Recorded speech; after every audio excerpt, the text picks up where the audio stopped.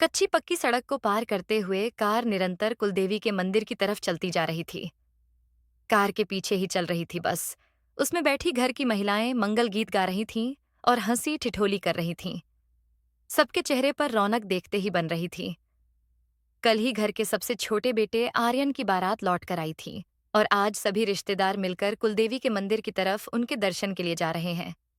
Car में सुषमा जी अपनी नई नवेली बहू प्रिया और बेटे के साथ बैठी अपने पति रमेश चंद्र जी से बातें किए जा रही थीं। साथ ही ड्राइवर को भी हिदायत दिए जा रही थीं कि थोड़ी जल्दी करो, कुलदेवी के दर्शन का शुभ मुहूर्त निकला जा रहा है। कहीं ऐसा ना हो कि दरवाजा बंद हो जाए। जबकि अपनी सास और पति आर्यन के बीच गज भर का घूंघट लिए बैठी प्रिया चुपचाप सबकी बातें सुन रही थी। एक तो इतनी गर्मी, उस पर भी नहले पर दहला शादी का भारी लहंगा और ओढ़नी, गहने भी सारे पहना रखे थे। ये क्या कम था कि इतना लंबा घूंघट भी करवा दिया। इसमें भी छोटी सी कार में एक तरफ पति बैठा हुआ है और दूसरी तरफ सास। उन दोनों के बीच में फंसी प्रिया इधर से उधर भी नहीं कर पा रही थी। पर इन सबसे भी ज्यादा परेशानी प्रिया को थी। उसकी आंखों से आंसू गिर रहे थे, जिसे बार बार अपने रूमाल से पोंछ रही थी। रह रहकर कल शाम की बातें प्रिया के दिमाग में घूम रही थीं। जब मुंह दिखाई की रस्म होने वाली थी, कल सुबह ही तो बारात रवाना होकर घर आई थी। तब तक तो सब कुछ ठीक था। दिन में थोड़ी बहुत रस्में हुईं और उसके बाद थोड़ा आराम। शाम को मुंह दिखाई की रस्म होने वाली थी। इसके लिए प्रिया बहुत अच्छे से तैयार हुई थी। वैसे भी नई नवेली दुल्हन थी तो अलग से तैयार होना तो बनता ही था। थोड़ी देर बाद शादीशुदा ननद नेहा ने आकर कहा, भाभी जल्दी करो, मेहमान और आसपास की सभी औरतें आ गई हैं। नेहा प्रिया को लेकर निकलने ही वाली थी कि इतने में सुषमा जी दौड़ती हुई उस कमरे की तरफ आईं और प्रिया को लगभग अंदर की तरफ खींचते हुए, घूंघट तो करो और यही कमरे में रहो। पर मम्मी, अपने यहाँ तो घूंघट होता ही नहीं है ना, और कमरे में कौन सी मुंह दिखाई की होती है? नेहा ने हैरानी से पूछा। हाँ, नहीं होता है, लेकिन प्रिया घूंघट करेगी और फिलहाल आज के लिए यह इसी कमरे में रहेगी। जब तक हम कुलदेवी के दर्शन न कर लें, तब तक यह और आर्यन आपस में बात भी नहीं कर सकते। सुषमा जी ने लगभग अपना फैसला सुनाते हुए कहा। पर मम्मी, नेहा ने दोबारा पूछा तो सुषमा जी ने घूर कर देखा, उसे जैसे कह रही हो कि अब चुप रहो। उनकी आंख देखकर ही नेहा चुप हो गई और प्रिया को वापस उसी कमरे में लाकर बिठा दिया।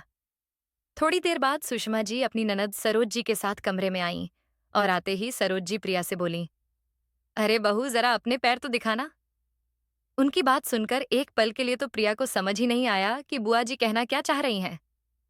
उसे चुप देखकर जब दोबारा बुआ जी ने कहा, अरे बहू, बहू हो गई हो क्या? कह रही हूं ना, अपने दोनों पैर दिखाओ। प्रिया ने लहंगा थोड़ा सा ऊपर करके अपने दोनों पैर दिखाए। पैर देखते ही सरोज जी बोलीं, मैंने कहा था ना, तुझे क्या देखकर लड़की लेकर आई है तू? इसके पैरों की उंगलियां तो इसके अंगूठे से बड़ी हैं।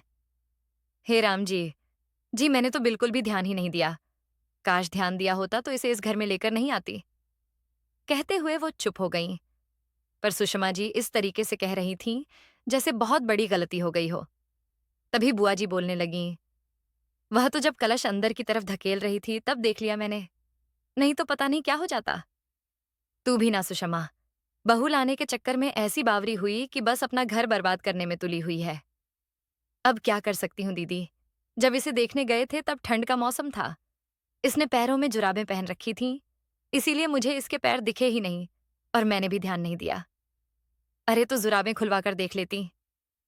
इतना सा भी दिमाग नहीं चला तेरा कि जब लड़की देखने जाते हैं तो उसके पैरों की उंगलियों को भी देखा जाता है। तू तो बहू लेने गई थी।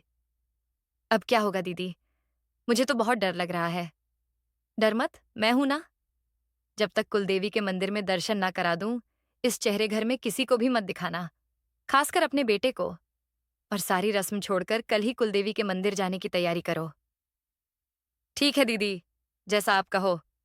कहते कहते सरोज जी और सुषमा जी ने ऐसी तीखी नजरों से प्रिया को देखा जैसे पता नहीं प्रिया के साथ इस घर में क्या बवंडर आ गया हो। उसके बाद दोनों कमरे के बाहर निकल गईं। दोनों की बात सुनकर प्रिया की आंखों से आंसू निकल आए। रात को नेहा आकर खाना दे गई थी। उसके बाद कमरे में ना कोई आया ना कोई गया। प्रिया अकेले ही कमरे में रही। सुबह भी जब कुलदेवी के मंदिर के लिए जाना था तो प्रिया अपने कमरे से ही घूंघट लेकर निकली थी। कल की बातें याद करके प्रिया की आंखों में बार बार आंसू आ रहे थे, पर शायद उसके आंसुओं का इन अंधविश्वासों के सामने कोई मोल नहीं था। आखिर मेरे पैर में ऐसा क्या देख लिया इन लोगों ने जो इतना बड़ा बवंडर बना दिया? रह रहकर बस यही सवाल उसके मन में आ रहा था। प्रिया कुछ भी समझ ही नहीं पा रही थी।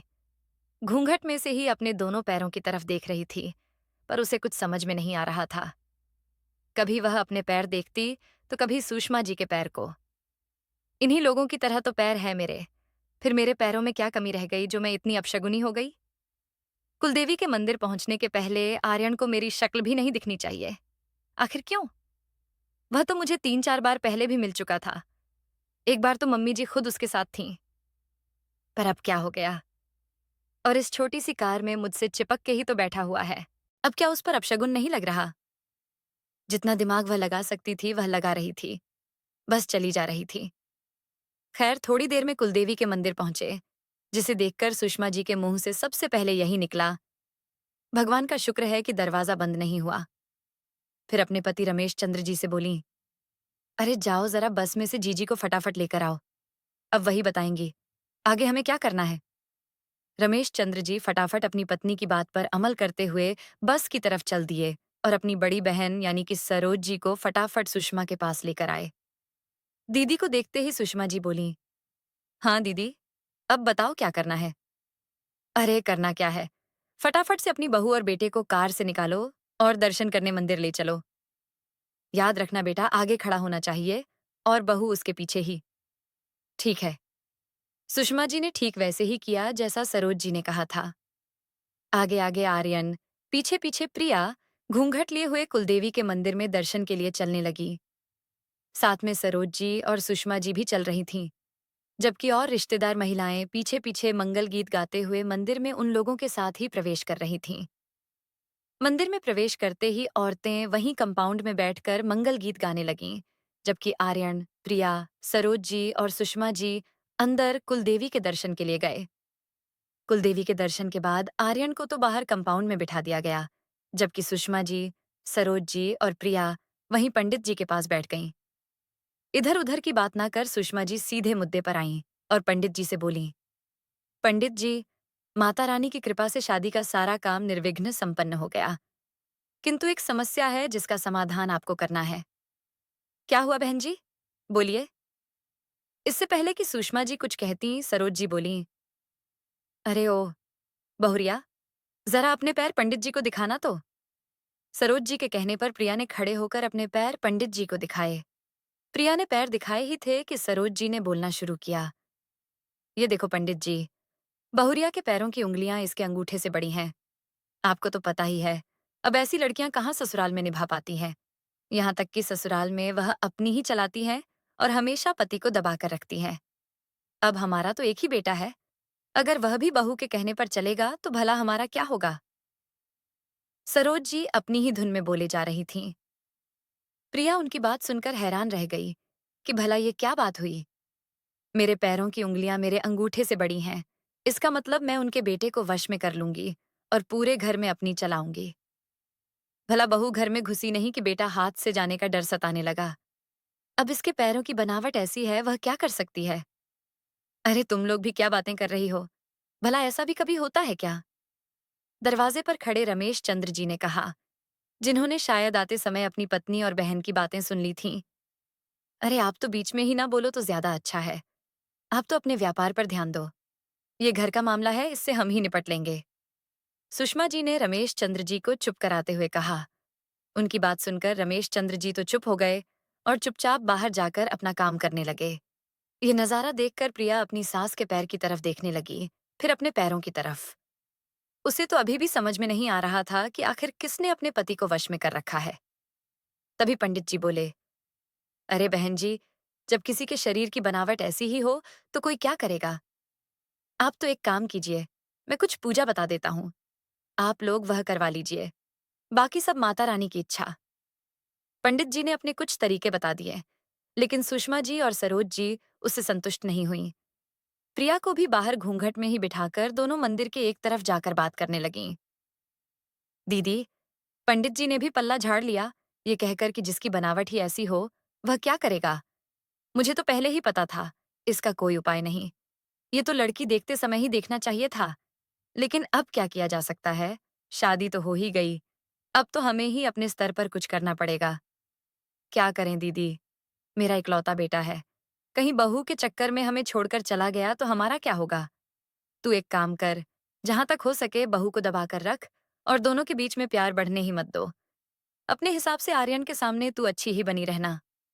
बाकी फिर मैं हूं ना, मैं देख लूंगी। बस तू तो बहू पर नजर रख। अब आ गई है तो इसी से काम चलाना पड़ेगा। सब कुलदेवी की पूजा कर वहां से रवाना होकर घर आ गए। इधर सुषमा जी भी पूरे सासूपन पर उतर आ चुकी थीं। उन्होंने 100% सरोज जी की बातों पर अमल करना शुरू किया। घर आने के बाद भी सुषमा जी के दिमाग में कोई ना कोई खिचड़ी पक रही थी। आखिर ऐसा क्या करें वो, जिसके कारण आर्यन और प्रिया में प्यार न पनपे। इसीलिए जब घर से मेहमान रवाना हुए, तब सुषमा जी ने सरोज जी को घर पर ही रोक लिया। सरोज जी ने सुषमा जी को समझाया और दोनों अपनी योजना पर अमल करने लगीं। आज आर्यन और प्रिया की सुहाग रात थी। आर्यन के कमरे को फूलों से सजाया गया। सुषमा जी ने खुद अपनी बेटी नेहा को भेजकर प्रिया को तैयार करवाया। रात को प्रिया कमरे में ही थी। इधर प्रिया और आर्यन के बीच हंसी ठिठोली चल रही थी कि सुषमा जी अचानक जोर से चिल्लाईं, हे राम, मैं तो मर गई। अचानक से सब लोग सुषमा जी के कमरे की तरफ भागे तो देखा सुषमा जी जमीन पर पड़ी हुई हैं। उन्हें देखते ही आर्यन और प्रिया एक साथ बोले, क्या हुआ मम्मी? इससे पहले कि सुषमा जी कुछ कहती, सरोज जी बोली, अरे भाभी का पैर फिसल गया और वह गिर गई। शायद मोच आ गई हो। देखो जरा। नहीं नहीं, मोच तो नहीं आई है पर कमर में बहुत दर्द हो रहा है। मुझसे तो खड़ा भी नहीं हुआ जा रहा। बेटा, आर्यन जरा सहारा देकर उठा तो सही मुझे। आखिर आर्यन ने सहारा देकर सुषमा जी को उठाया और सहारते हुए अपनी मां को बिस्तर पर लिटाया। मेरी कमर में बहुत दर्द हो रहा है, कोई मालिश कर दे तो अच्छा हो। इतने में नेहा बोली, मम्मी आप परेशान ना हो, मैं आपकी मालिश कर देती हूँ। अरे नहीं नहीं, हमारे घरों में बेटियों से यह सब नहीं कराया जाता। जब घर में बहू है तो बहू ही करेगी। आज वह तेरी माँ की सेवा कर देगी और यही तेरी माँ के पास सो जाएगी। सरोज जी ने कहा तो आर्यन और प्रिया एक दूसरे की शक्ल देखने लगे, पर क्या कर सकते थे। प्रिया ने सुषमा जी की कमर की मालिश की, उसके बाद उनके पैर दबाने लगी। रात काफी हो चुकी थी, इसीलिए आर्यन कमरे में जाकर सो गया और प्रिया सुषमा जी के साथ उनके कमरे में। लेकिन रात को सुषमा जी को खर्राटे लेते और आराम से सोते देखकर प्रिया के मन में यही बात आ रही थी कि कहीं सासू मां नाटक तो नहीं कर रही हैं। दूसरे दिन सुबह सुषमा जी सहारते हुए ही जैसे तैसे कमरे के बाहर आईं और हॉल में आकर सोफे पर बैठ गईं। प्रिया को पहली रसोई की रस्म के नाम पर सरोज जी ने काम पर लगा दिया। बिल्कुल भी मौका नहीं दे रही थीं कि प्रिया आर्यन आपस में बात कर सकें। खाना खाते समय ही कहीं से कहीं तक नहीं लग रहा था कि सुषमा जी को दर्द है, बल्कि बैठी बैठी तो वह प्रिया के काम में मीन मेक निकाल रही थीं कि इतने में नेहा ने कहा, क्या मम्मी, आपकी बातों को सुनकर कहीं से भी नहीं लग रहा कि आपकी कमर में दर्द है? कहीं बहू के आते ही आप भी टिपिकल सास की तरह नाटक तो नहीं करने लगीं? ऐसा कहकर जोरों से हंसने लगी नेहा। सबकी नजरें अपनी तरफ देखकर सुषमा जी खिसियाकर बोली, हाँ हाँ, जिसको लगती है उसी को पता चलता है। अब तू भी मेरा मजाक बना ले। अरे मम्मी, मैं तो मजाक कर रही थी, बुरा क्यों मान रही हो? जब प्रिया घर के काम से फ्री हुई तो सुषमा जी आर्यन को बोली, बेटा, तुम मुझे डॉक्टर के पास लेकर चलो, बहुत दर्द हो रहा है मुझे। इतने में रमेश चंद्र जी ने कहा, अरे मैं ले चलता हूँ, आर्यन को क्यों परेशान कर रही हो? तो सुषमा जी उन्हें झिड़कते हुए बोली, आप तो रहने ही दो, दिखा तो ऐसे रहे हो जैसे बड़ी सेवा करते हो मेरी। मेरा बेटा मुझे ले जाएगा तो कोई परेशानी है क्या? अरे भाग्यवान, मैं तो इसलिए कह रहा था कि कम से कम पता तो हो कि तुम्हें कौन सी दवाई किस समय देनी है। आखिर तुम्हारे साथ कमरे में मैं ही तो रहता हूँ। हाँ, बड़े आए मेरी सेवा करने वाले। आप तो घर पर बैठो। आर्यन मुझे दिखा लाएगा और वही बता देगा कौन सी दवाई कब लेनी है। अपने पति को झिड़कने के लिए अपने स्लीपर्स पहन रही थीं, तब भी प्रिया अपनी सास के पैरों की तरफ बड़े गौर से देख रही थी। कभी उनके पैरों की तरफ देख रही थी तो कभी अपने ससुर जी की तरफ। अभी भी उसे कुछ समझ में नहीं आ रहा था। अभी भी दिमाग में यही बातें चल रही थीं कि मेरे पैरों की उंगलियों को देखकर बेटा कहीं बहू की मुट्ठी में ना आ जाए, इस बात का डर लग रहा है। और यहाँ तो उनके पैरों की बनावट के अनुरूप होने के बावजूद भी ससुर जी इनकी मुट्ठी में हैं। हे भगवान, ये दुनिया भी बड़ी अजीब है। पति भी मुट्ठी में चाहिए और बेटा भी मुट्ठी में ही चाहिए। आखिरकार आर्यन सुषमा जी को लेकर अस्पताल रवाना हुआ तो सरोज जी भी उनके साथ ही चल दी। सुषमा जी को सरोज जी के साथ बाहर बिठाकर आर्यन डॉक्टर के कैबिन से। सुषमा जी सरोज जी से बोली, दीदी ऐसे कैसे काम चलेगा? आखिर कब तक मैं बहू बेटे को दूर रख पाऊंगी? देखा नहीं किस तरह नेहा ने बात पकड़ ली। हाँ, मैं भी यही सोच रही हूँ। आखिर यह नाटक हम हमेशा के लिए तो नहीं कर सकते। अब तो कुछ और ही करना पड़ेगा। बेटे के मन में बहू के लिए गलतफहमी पैदा करनी ही पड़ेगी, जिससे दोनों में प्यार न पनपे और ऐसी बहू से हमारा पिंड छूट जाए। सरोज जी अपनी अक्ल लगा रही थीं। दोनों बातें तो किए जा रही थीं, लेकिन दोनों में से किसी ने भी यह नहीं देखा कि आर्यन उनके पीछे खड़ा हो चुका है और शायद उनकी बातें भी सुन चुका है। इतने में सुषमा जी की नजर आर्यन की तरफ गई तो वह घबरा गईं। आर्यन ने कुछ नहीं कहा, बस चुपचाप उनकी तरफ देखता रहा तो सरोज जी बात को संभालते हुए बोली, बेटा, क्या कहा डॉक्टर ने? चल, जल्दी से तेरी माँ को दिखा लेते हैं। आर्यन गुस्से से सरोज जी को देखते हुए बोला, दिखाना क्या है? अच्छी भली तो है मम्मी। इतना बड़ा धोखा, वह भी अपने बेटे के साथ। अगर इतनी ही नफरत थी प्रिया से तो शादी ही नहीं करते। कम से कम उसकी जिंदगी बर्बाद तो नहीं होती। कोई जबरदस्ती तो शादी नहीं हुई है हमारी। सुषमा जी से पहले बोलते ना बना, पर फिर खुद को संभालते हुए गुस्से में बोली, तो और क्या करती मैं? शादी से पहले अगर उसके पैरों की उंगलियों को देख लेती तो कभी शादी नहीं करती तेरी उससे। उस समय तो ठंड के कारण जुराबें पहनकर आ गई अपनी कमी छुपाने के लिए, और मेरे बेटे को मुझसे छीन रही है। तुझे अपनी मुट्ठी में करके हमारा घर बर्बाद कर देगी। आर्यन को अपनी मम्मी की सोच पर बहुत गुस्सा आ रहा था। ये कैसी बात कर रही हो मम्मी? आज के जमाने में ऐसी बातें कौन मानता है? अंधविश्वास में अंधी हुई जा रही हो और खुद अपना घर बर्बाद कर रही हो, पर इल्जाम अपनी बहू पर लगा रही हो। उसकी बात सुनकर सुषमा जी ने कहा, देख ले, असर दिखाना शुरू कर दिया है उस अपशगुनी ने। आज बेटे को मुझसे ही लड़ने के लिए तैयार कर दिया। घर जाकर सबसे पहले उस अपशगुनी को ही निकालती हूँ। ठीक है, बिल्कुल, साथ में मैं भी जाऊंगा। पैरों की बनावट को देखकर आपने अंदाजा लगा लिया कि आने वाले वक्त में आपकी बहू आपके बेटे को मुट्ठी में कर लेगी और आपका बेटा आपका नहीं रहेगा। तो एक बात बताओ मम्मी, आपके पैरों की बनावट तो सही है ना? फिर आप तो कभी भी पापा को झिड़क कर एक तरफ बैठा देती हो। आखिरकार आर्यन के घर से निकल जाने की बात सुनकर सुषमा जी चुप हो गईं, लेकिन इतनी बहस के बावजूद भी सुषमा जी मानने को तैयार नहीं थीं। घर आने के बाद सरोज जी तो सख्त अंधविश्वास का कीड़ा सुषमा जी को देकर अपने घर रवाना हो गईं, और इधर सुषमा जी अपने अंधविश्वास में ही जी रही थीं। दिन बीत रहे थे लेकिन प्रिया को कोई खास फर्क नहीं पड़ता था। पति का प्यार था, ननद का साथ था, ससुर जी का आशीर्वाद था। इसीलिए सुषमा जी ज्यादा कुछ कह नहीं पाती थीं। इसी तरह हंसी खुशी के साथ सबके दिन गुजर रहे थे। एक दिन सुषमा जी सीढ़ियों से नीचे उतर रही थीं और वहां से फिसल कर गिर गईं। कमर में उनकी इस बार सच में चोट आई थी। सुषमा जी बिस्तर पर पड़ गईं और उनकी सेवा प्रिया ने बहुत मन लगाकर की। जब सबने सुषमा जी को समझाया, तब सुषमा जी की कुछ भी समझ में नहीं आया, लेकिन आज जब प्रिया ने उनकी तन मन से सेवा की, तो आज उनकी समझ में आ गया था कि उन्होंने अपनी बहू प्रिया के साथ बहुत गलत किया और सरोज दीदी की बातों में आकर उन्होंने अपना घर बर्बाद करने की कोशिश की। वह तो भला हो उनके पति और बच्चों का कि उन लोगों ने घर को बर्बाद नहीं होने दिया। सुषमा जी ने अपनी बहू प्रिया से माफी मांगने में एक पल भी नहीं लगाया।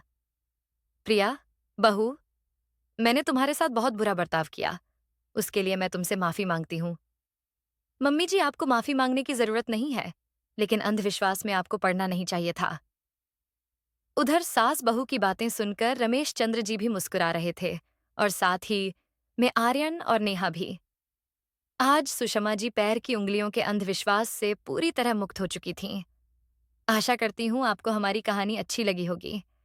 अगर आपको हमारी कहानी अच्छी लगी तो वीडियो को लाइक एंड शेयर करें, चैनल को सब्सक्राइब करें।